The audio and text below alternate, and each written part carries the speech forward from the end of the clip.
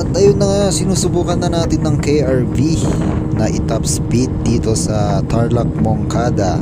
So by the way, bagong palit pala ng ECU to kasi dati namamatayan, no, yung stock na ECU. Ngayon napalitan na siya. Pero tignan nyo naman, dire-diretso ang ating takbo dito, hindi pa rin namamatayan ng makina. Alright. So sa mga namamatayan pa ng makina dyan, palitan nyo na ng ECU. Papalitan nyo na. Pa-warranty nyo na kasi extended naman ng warranty ng mga KRV model 2021. Right, sharing is caring ng mga trupa. Let's go.